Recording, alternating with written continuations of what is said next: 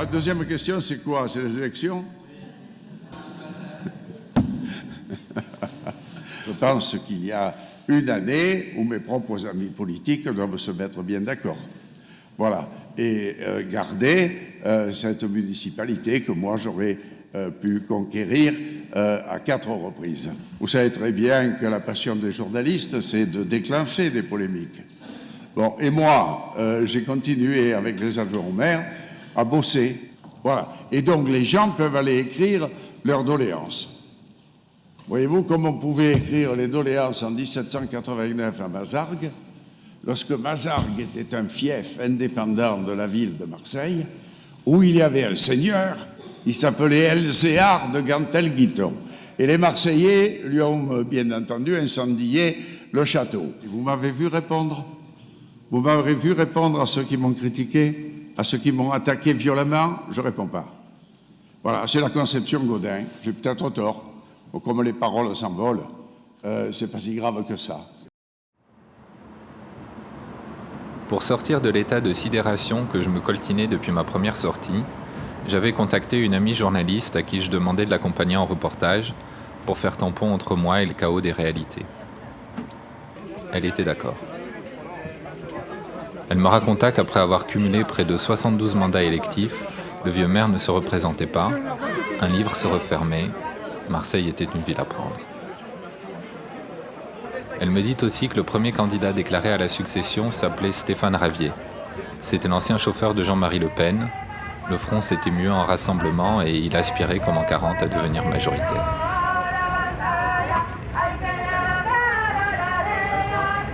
Ce jour-là, Stéphane Ravier recevait Éric Zemmour comme un tremplin vers les sommets, mais sans se douter peut-être qu'il lui servait lui-même de marchepied pour l'élection présidentielle.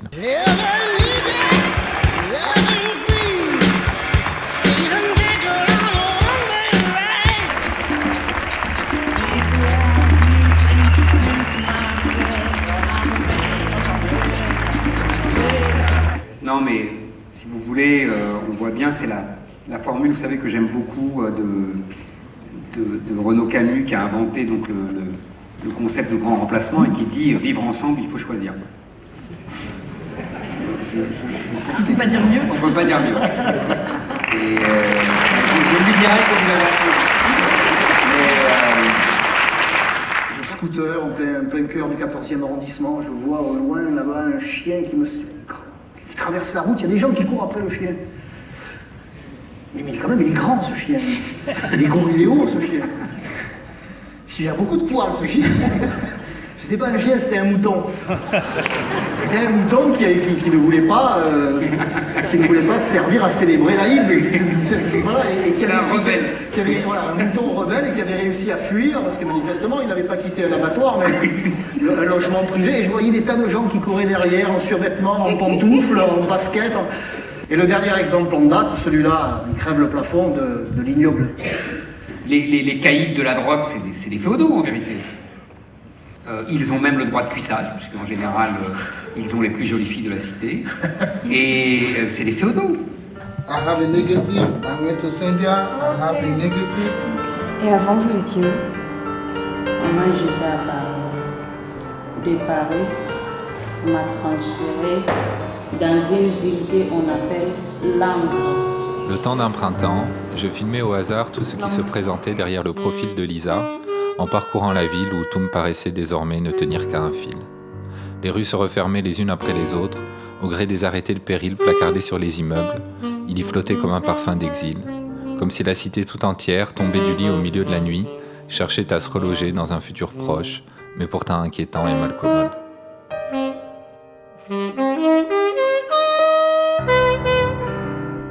On ne pouvait pas affirmer qu'il n'y aurait plus jamais de rue d'Aubagne. L'idée de l'effondrement, au contraire, d'autres effondrements à venir, commençait tranquillement à s'imposer et il était facile de constater que nous n'étions pas préparés. Le temps d'un printemps, je filmais donc au fil de l'eau des inconnus, dans une ville inconnue, et je ne tardais pas à attraper Benoît Payan, le futur maire, dans les filets de ma caméra. Je ne le connaissais pas, mais comme tant d'autres que j'apprendrais à reconnaître des mois plus tard. Il tirait avidement sur ses cigarettes, comme j'ai moi-même l'habitude de le faire. On ne pouvait pas promettre qu'il n'y aurait plus jamais de rue d'Aubagne, Et c'est pourquoi le monde d'après, comme on ne tarderait pas à le désigner un court instant, dans une bouffée délirante d'optimisme, c'est pourquoi le monde d'après commencerait déjà par le procès du monde d'avant. C'est un peu brutal de revenir à ce qui s'est passé il y a 6 mois, mais il y a 6 mois, on était sur le pont dès 9h30 ce lundi matin, après un coup de fil qui nous a informé que les immeubles s'étaient effondrés à la rue d'Aubagne. 6 mois après, on est encore dans cette histoire, et c'est quelque chose qu'on ne pouvait pas voir venir à l'époque. Hein. C'était un drame, très vite on l'a su, mais c'était aussi une crise qui s'est ouverte ce jour-là et qui ne s'est pas refermée. Alors donc, pour interroger cet après rue d'Aubagne, Madame Fructus est là, vous êtes adjointe au logement, mais aussi à la politique de la ville, à la rénovation urbaine. Pour vous, c'est le symptôme de quoi? C'est milliers de délogés, c'est 250 arrêtés de péril. Qu'est-ce que ça raconte de la ville? C'est pas que dans cette ville, justement. C'est qu'il y a une prise de conscience. Non, mais c'est... Attendez, laissez-moi m'exprimer. Je pense qu'il y aura un temps d'échange. Dans cette ville, il y a une problématique évidente. C'est pas ce que je suis en train de renier. Ce que je veux dire, c'est que le sujet, il est bien plus grave. Il est national. Il faut une politique publique nationale offensive sur le sujet du parc privé en France. C'est ça que je veux dire. Moi, je vois mes collègues dans les autres collectivités. Ils ont exactement les mêmes problématiques. Ils ont exactement les mêmes problématiques. Alors, on va laisser Mme Fructus juste finir sa réponse avant d'interroger les autres. On parle de Paris, par exemple. On parle de Paris. Paris, oui, ils ont fait un travail considérable en matière de lutte contre l'habitat indigne. Ils l'ont fait à partir de quand? Ils l'ont fait à partir de 2001. Il y a eu un incendie dans un immeuble faisant 17 morts. Partant de là, ils ont décidé de se lancer dans un grand plan de lutte contre l'habitat indigne, se sont fixés des objectifs Oui, et l'objectif fixé, c'était d'intervenir sur 1030 immeubles. On est en 2019, ils sont à 953 immeubles. Voilà.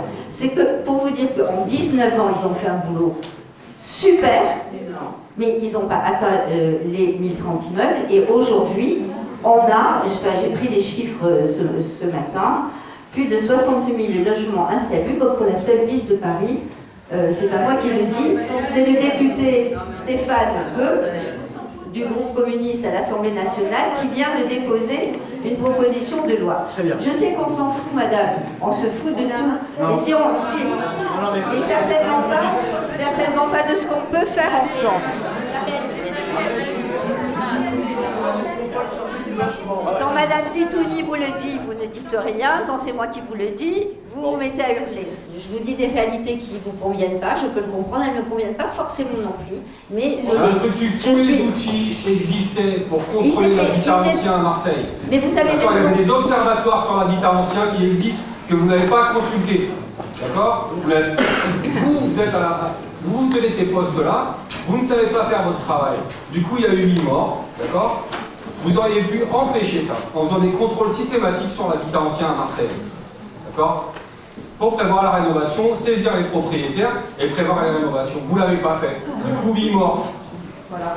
Alors, juste maintenant, les outils existent, vous ne les utilisez pas, vous êtes des élus, qu'est-ce que vous faites là?